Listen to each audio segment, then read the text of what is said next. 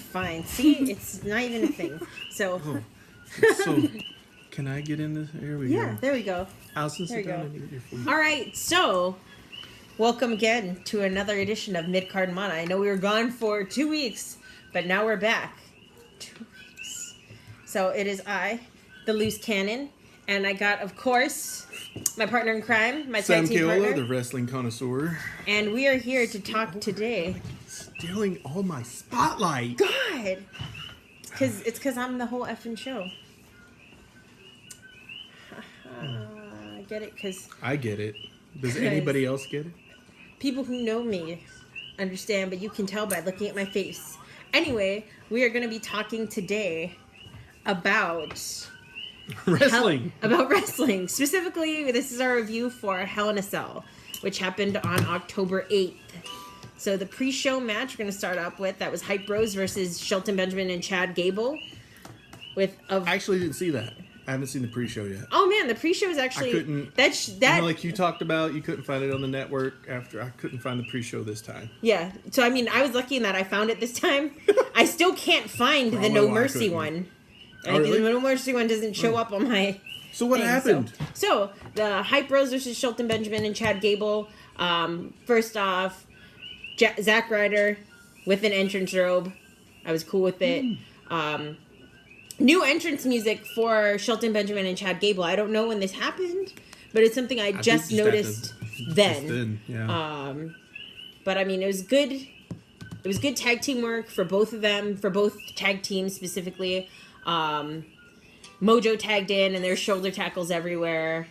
It was interesting because they kind of have a new tag team finisher. Maybe it was unclear if it was just a sort of them working in tandem for that, or if it was actually meant to be their finisher. So we'll see in the coming weeks if they continue to use it. What was it? I don't actually remember what it was. This is 2 weeks ago. I'm old. But it was kind of nice to see. I called it that it was going to be... We don't see enough tag team finishers anymore. I called it that it was going to be a Hype Bros breaking up, but they didn't. They still seem to be hyped together. So the result was... Did they turn heel, really? No. It's just been a gradual... Yeah, it's been a weird sort of work, and there was actually a decent show of sportsmanship between the two teams before, during, and after the match. It's so weird to build this heel turn and then not pull the trigger on it. And never really do it and just be like, everybody knows they're going to go heel. We don't really need to show it. Yeah. So it was kind of interesting to have that happen. But the result was Shelton Benjamin got the pin on Zack Ryder. I was sad that it was Zack Ryder, but of course it was going to be because they're trying to push Mojo, right? So that was unfortunate. And then the next match, the first match of Hell in a Cell, which was ridiculous because it was the best match of the night. It was the New Day versus the Usos for the Smackdown Tag Team Championships inside a Hell in a Cell. One of two matches in a Hell in a Cell. And that was so good. I thought that... I was surprised, actually, that it was Xavier Woods and Big E in the ring. Because, of course, Kofi's supposedly injured. I mean, so is Xavier. So. I mean, and Kofi, not to disrespect Xavier Woods, but Kofi definitely has a lot more experience in this sort of match. So to me, it would make more sense to have him in there because, of course, he has that experience, and also he's super athletic and acrobatic. That if anyone would be able to use the Hell in a Cell to their advantage the best, but I would think it would be Kofi. I was really pleasantly surprised with Xavier. Yeah, I'm a big fan of Xavier Woods, so I was very happy to see him in there and actually give a good performance. Oh yeah, no, he did. Maybe he solidify did great. himself. Yeah, he's always kind of the he was always the mouthpiece more than anything else for the New Day. So it was nice to see him actually get in some ring time and compete in this amazing match. Where did Sam go? Anyway, so a couple of funny things I found, or I saw. So I don't know if anyone else saw this, and if you did as you were watching the pay-per-view, please tell me, when they pulled up the ring apron one of the first times, very early in the match. I think there was a case of Gatorade underneath that they didn't mean to reveal, but they did. And that was when he was going for, I believe, one of the trombones. Also, the billions of trombones that they pulled out from underneath. And the... Oh. But the tons of trombones that they used, they had the cowbell. The cowbell. The gong. And the fancy kendo stick. The New Day unicorn rainbow kendo stick. I actually marked out at the big spears through the cage, through the ropes into the cage.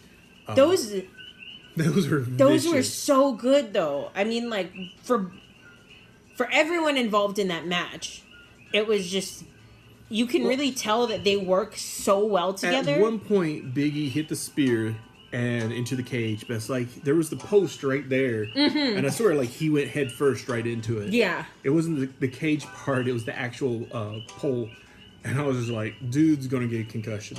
Yeah, like these guys aren't gonna be around after this match for probably a month. Yeah, because they and I mean, and it looks like it. Right now, I mean, both of them deserve that time off because both teams like took it. Yeah.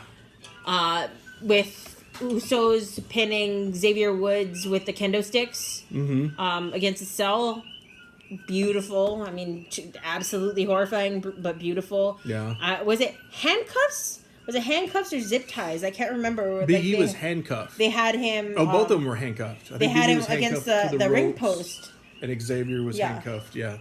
I mean, that was a good spot. That was a great spot. It was a really good spot. It was terrifying, but it was so good, and it really showed a really brutal side to the Usos that I think they were lacking. Well, just everybody, even like throughout their heel turn. Oh yeah, both teams really got vicious, and I mean both teams really needed to because they were in a Hell in a Cell match. Yeah, and that match, like I said, was probably the best match of the night. It was.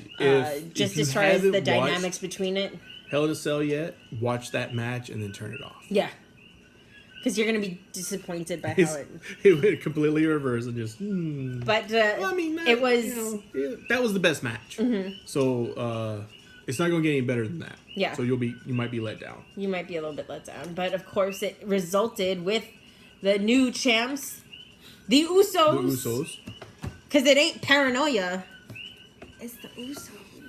Down since day one is H. Down since before day one was H. Best match of the night. Oh yeah. What was that? What was after that? What the bathroom break match? Rusev versus Orton. Which we all kind of knew what was going to happen there. And it was pretty much exactly what it was. Yeah. Randy Orton with an RKO, which everyone called. Yeah. What was after that? After that was the triple threat match. So it was Ty Dillinger versus Baron Corbin versus AJ Styles. Yeah. Which they announced during the pre-show. Ty Dillinger was going to be added. Yes, because he made the good point that he pinned Baron Corbin. Right. With his schoolboy roll-up. Yeah. But pins count. And, I mean, this was the way to take the belt off AJ. Without having AJ get tarnishing pinned. AJ. Yeah. So, I mean, it was... Because they have to keep AJ strong to challenge Jinder. Oh, yeah. Eventually. That's what will happen. It'll happen. But I mean, that'll be the next big feud. It was nice to see the early team up between Styles and Dillinger to go against Corbin. The where's your briefcase chance? I laughed. Corbin, I mean, he's a big guy. I know they still like him somehow. After all the Meltzer stuff, he's been very disciplined. They probably okay. I mean, that's why they yanked his briefcase. Yeah, I'm sure. They probably think, well, okay, maybe we'll give him this second chance because they don't have any other big guys really. Yeah. I mean, they have some. It's just whether they'll use them or not. Whether they'll use them correctly. So this is his second chance, but he did not win strong. It was a cheap shot win, and it really looked like the finish even looked like he screwed it up. Really, like he slides in and he kicks AJ and what was it, his leg or hip? Yeah. And AJ went back into the ropes. It was a pin steal because what happened was Styles had delivered the phenomenal forearm to Dillinger, went for the pin. Then out of nowhere, Corbin rushes in, shoves him off, and takes the pin. Really awkward boot to the stomach. AJ kind of gets caught up in the ropes. Corbin kicks him again in the stomach. He goes through the ropes, and Corbin pins Dillinger. It was interesting though, because Corbin did use a chokeslam during the match, but he used a chokeslam into a backbreaker. Yeah. Which was beautiful, honestly. It was probably the coolest thing I've ever seen him do. My respect for him went from here to like here. He's way better now than when he started. Than when he was, yeah. You know, which was what, 2 years ago? Mm-hmm.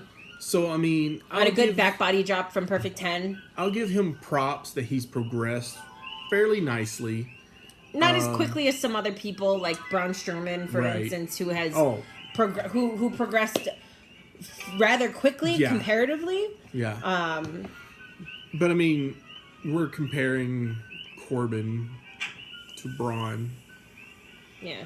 Well, I mean, they both started off from a similar sort of and I will give framework of what they believe stars should be. Some credit, maybe. Sleeping in the Undertaker's house has rubbed off on Corbin some. Maybe something's buried under there that. Maybe it's some Paul Bearer. Could be. Who knows? But one other thing I want to point out was they had a really nice back and forth for a while between Dillinger and Styles, and I think that was a nice way to give Dillinger, even though he was going to win the match, a decent rub, because he pulled off some pretty impressive things with AJ Styles. They had it was a tiebreaker that was reversed into a Styles clash, which he also reversed again and broke out of.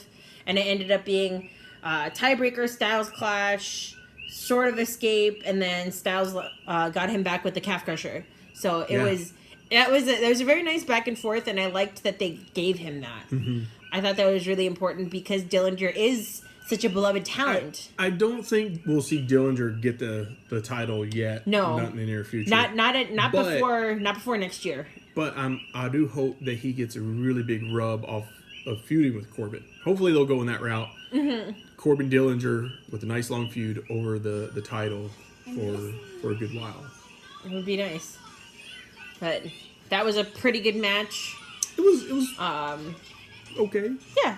I mean, I was satisfied with it. Yeah, it wasn't disappointing or didn't leave you sort of mad at the outcome. Because I mean, you knew what the outcome was going to be. You knew Corbin was going to win, but because the match wasn't just a squash, and it gave all three of them an opportunity to really have a moment where they shine. Yeah. Or Corbin can shine. I mean, like I said, the chokeslam backbreaker was pretty cool. And it was definitely better than the end of days on the Deep Six, which is pretty much 90% of what we've seen him do. So his Deep Six is pretty impressive, though. I like the Deep Six. It's okay. End of Days is so. It's inventive, but it's like you can't do it to everybody. Yeah. And it'd be easily reversible, too. Yeah. For the ones you can do it to, that certain weight class. What was next? Next was the women's match, Natalya versus Charlotte Flair for the SmackDown Women's Championship. So I called a page return, and the page return did not happen. But Charlotte Flair did win. Unfortunately, it was through DQ, so she did not get the belt. I called on this one, but I think both of us thought Flair was going to win.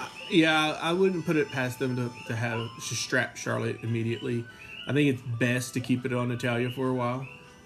I liked the fact that they had her lose by DQ. I thought that gave her a really nice edge as far as heel work, considering the fact that she's mostly just been crazy cat lady heel. But now it shows, these are the lengths she's willing to go to keep the belt. Yeah. She'll take the loss, but she'll take the dirty loss to make sure that she'll take the title too. Yeah, that she holds on to that belt. Yeah. So That's good old heel work. Yeah, no, I thought it was great. And I was genuinely surprised by it, which I liked. And it was good because they started throwing up comparisons to Trish between Trish and Natalya, and I guess Natalya's getting to that point in her career where, as far as being within the locker room, she's definitely one of the ring generals for the women's division. Definitely. And it's nice that they gave her that little bit of respect, albeit in a way of comparing her to Trish, because it was in a respectful way. You know what I mean? Because whenever someone gets compared to Trish, it's sort of like, look at the body of work this person has produced. Usually, I like your notes here. I just see capital letters. Steel chair, because it I have was no idea what that. It was surprising to me. Also, so throughout the match, another thing I want to bring up is chant move. Throughout the match, Natalya kept working on Charlotte's leg to make sure that she couldn't really go for the figure eight. Go into the figure eight. And also weakening the leg to make sure she could lock in the sharpshooter, which I thought was really, really smart. That's where you have that was nice strategic work. Someone who's been around for so long, and if they give them that leadway to have a match, they can put on a really good show. Oh yeah, WWE doesn't really do that for a lot, but the women, I feel like they're a little more flexible. Yeah, it's like, okay, you can't do a stunner and you can't do this move, you can't do that move, but they have X amount of time to put on this much show. So sharpshooter is her move. Yeah. It makes so much sense. And the figure four is definitely a Flair move. So it was nice to see that thought process go into the match. They were trying to get a little Flair heart in there. Oh, definitely. 100% they were. And then the whole thing that I liked how they worked was how Charlotte sold the leg.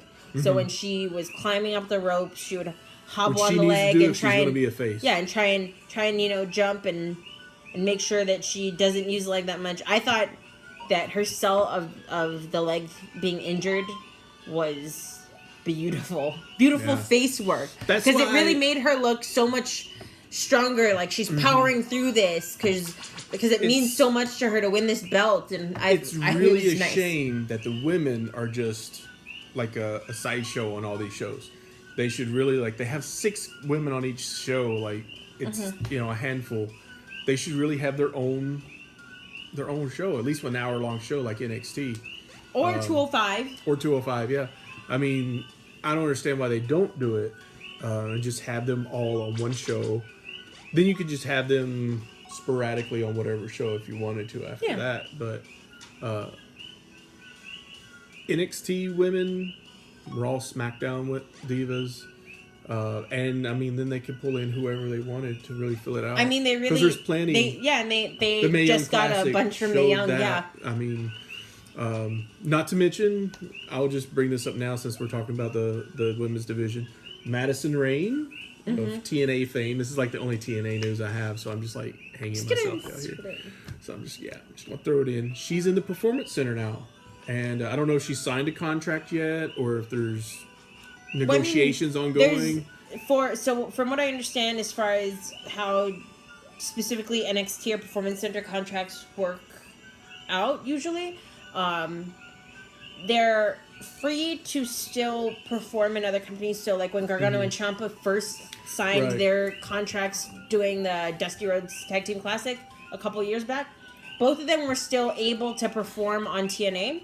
And so that was why it came up as really funny one time, because they had TNA taped footage of them that had... So they were on NXT one day and TNA the very next day. It's crazy.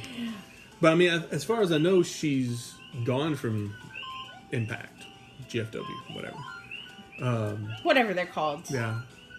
So we'll see. Yeah. I think if they did get her, it's a huge still, I guess if you want to say that, or it's a huge plus for NXT. Oh yeah. WWE. She was one of the better talents that came through the Knockouts division.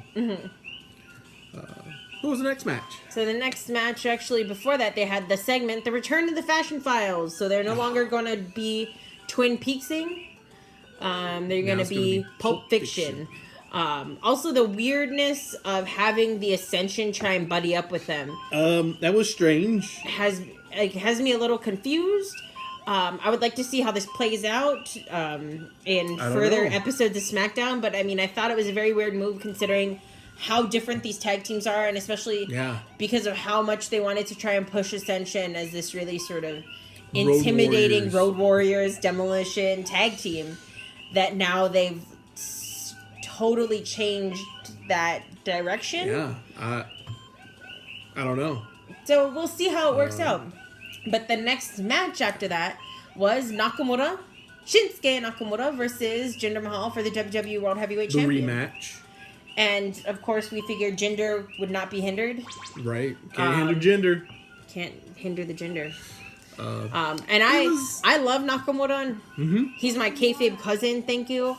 But it didn't... You know, for a match that was definitely not going to be main event. Which is ridiculous that it was not main event, but is. that's a rant I'll save for right after this. Should have been in a Hell in a Cell. Yes. Since, you know, to say, hey, we're not going to allow any interference from everything. Yeah. Whether it was the Singh brothers or the Great Khali, like in the Randy Orton match. Or anyone. Or anything else. Yeah, it should have taken place in a Hell in a Cell. Even if it wasn't, like, spectacular, they weren't going to do any crazy things, just have a match in a cell. Should have took place in a cell, I think. Oh, it definitely should have.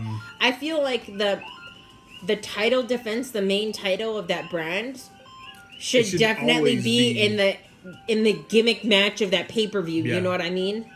Or at least there should be some big thing about it. Like, it should go on last. Oh, yeah. That definitely should have gone on last. But then that's something that we're going to talk about in the match that we talk about after that did go on last. But Nakamura versus Mahal was... Jinder won. I can't really think of anything particular that stood out from the match. Except that they really need to sell the Cobra Clutch Slam.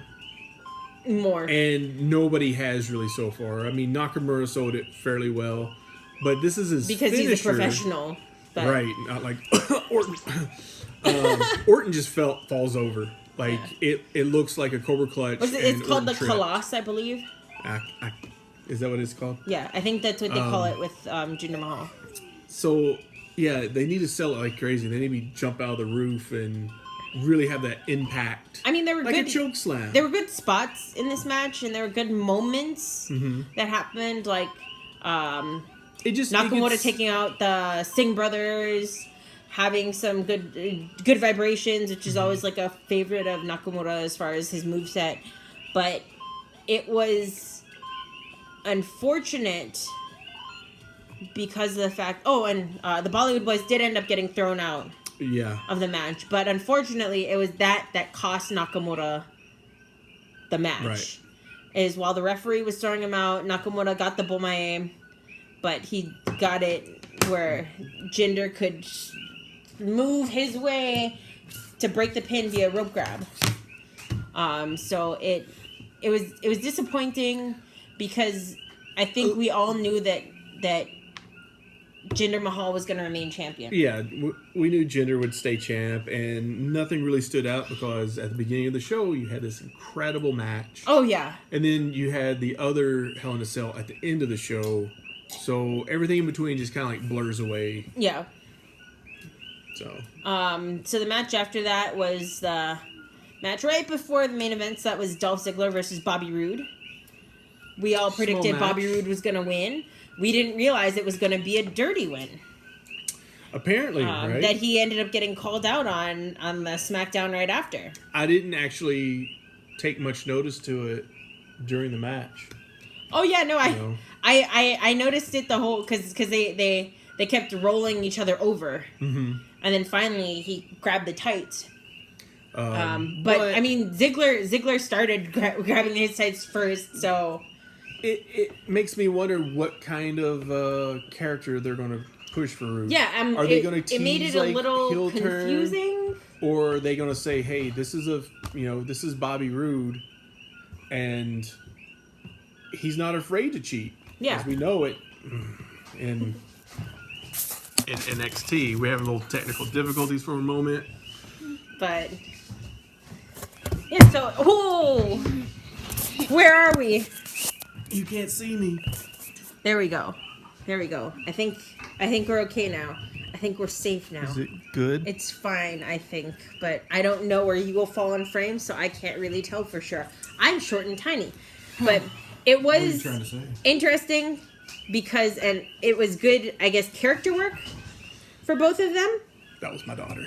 Yeah. It was good character work because during Ziggler's entrance, cut his entrance music. Yeah.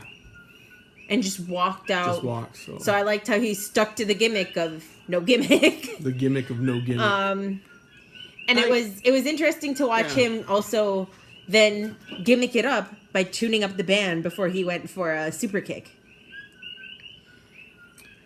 But then Rude got a spine buster to Yoko the band. I actually wrote that down. I thought of that at the time. The band. Yep. He broke up the band. You gotta go there, huh? Yeah, he broke up the band. That's what I'm saying.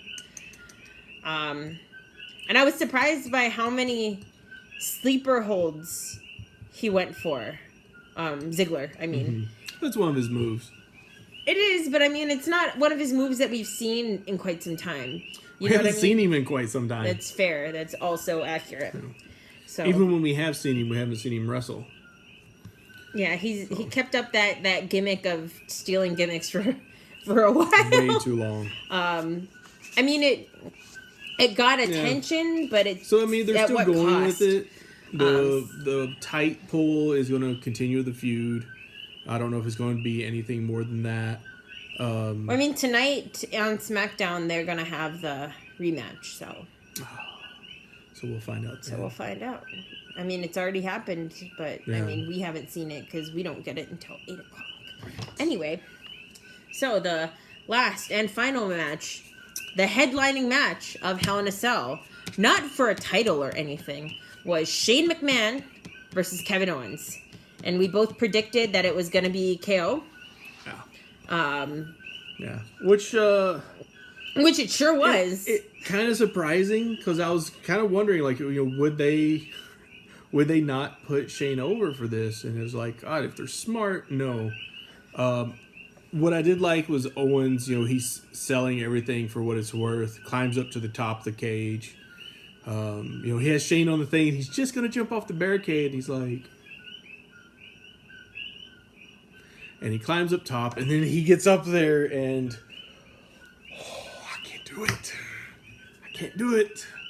And the crowd ate it up, and of course Shane gets up and he comes up the cage. Yeah. Great work by both of them on the top of the cage. Yeah. Dear God, I mean, I knew they weren't going to fall through because of course they take extra safety precautions. But still, you never really know. Is Shane McMahon? So it's like, oh my God, is this going to be the spot that ends the match? Where is he goes through the cage? Something different this time and go through the cage? He didn't. Because I mean the part they were on started off like this and then started to slowly sag more and more. I think what got me the most was every time they did a move, like you had those big beams that run across, and I was just like, oh, who's going to get dropped on that first? Yeah. By accident. I mean, they only have so much room to work with. And I think at one point, Owens,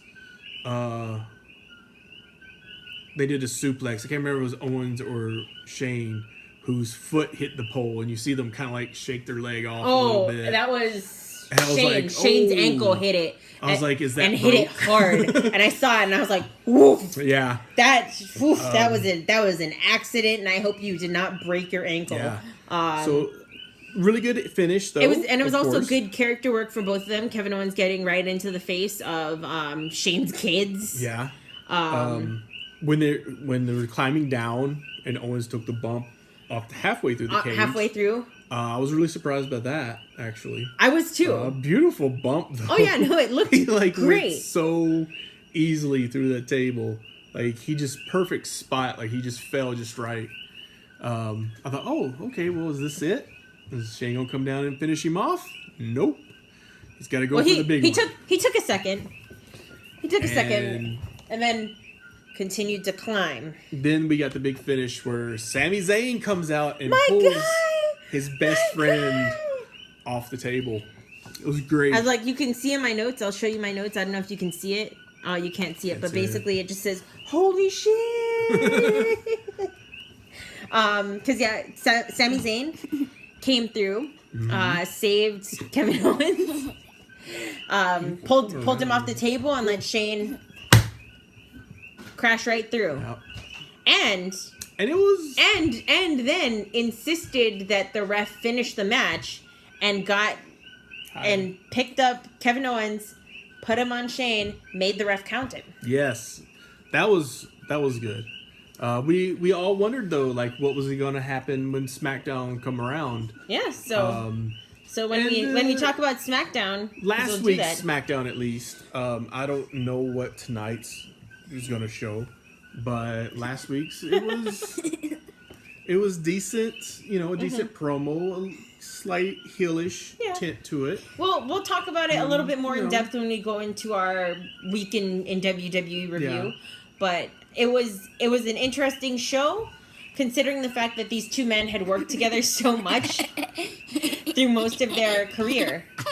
Yeah, not even just in WWE, but in Ring of Honor and PWG, wherever they went, even training in Canada, they worked very closely together. Yeah, and I mean they're definitely outside of kayfabe really close with one another, and obviously they work really well together. So every time there's a apparently opportunity for Sammy and KO, they just let it happen because they know that it's a good match no matter what. And apparently Kevin Owens' dad and Sami Zayn have the same favorite teams. Yeah, I believe that. I don't know if you saw that on Twitter. No, but they were talking back and forth, and Kevin Owens' big response is, "Dad!" That's great. It is. I love both of them. But the one thing that was disappointing to me about this match in particular was that it was the main event. Yeah. No disrespect to either Shane McMahon or Kevin Owens. Both of them are good at what they do. Shane is insane and he's willing to put his body on the line to give people a good show. The coast to coast where I was pretty sure he rung his own bell. Yeah. Respected a whole bunch, and of course KO is excellent at what he does. It was a pretty good match, but it should have gone on. Yeah, I felt like it took away the importance of the title match, and I feel like it also made it too predictable in a way that since that match wasn't going to be on last, you kind of felt deep in your heart that you knew that it wasn't gonna be a Nakamura win. I will say this: I would have been fine with the tag match going on last. As good as it was, and I mean they've done that before. NXT Takeover, I want to say Dallas, the one. Yeah. Or no, it was Chicago. Chicago. I'm dumb. It was NXT Takeover Chicago, where it was the ladder match. Yes. Where it was DIY, AOP, and Sanity, I want to say. Or maybe it was DIY and DIY and AOP. That's when he turned. Yeah, and that was the last match of the night. And I mean, it was an incredible match. Because if we had started the pay-per-view out with Owens versus Shane, it would have set a nice tone for the rest of the show.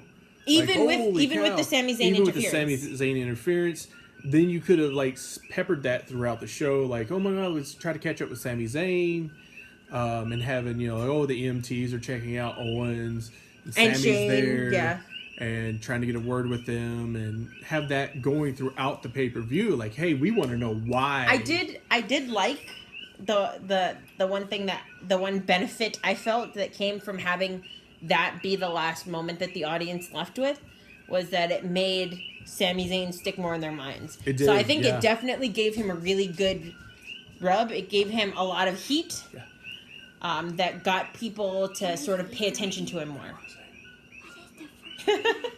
But yeah, no, I have always been a very big fan of Sami Zayn. So I was really happy that now he's getting a little bit more attention. And a little bit more focus is being put on him and his actions, and shows how important he is to a story, even if he's not the one specifically fighting. So, yeah, it was good. That is our Hell in a Cell review. We'll be talking about this week in WWE, the Indies, and also maybe possibly TLC predictions. So we will be back soon. All right, peace.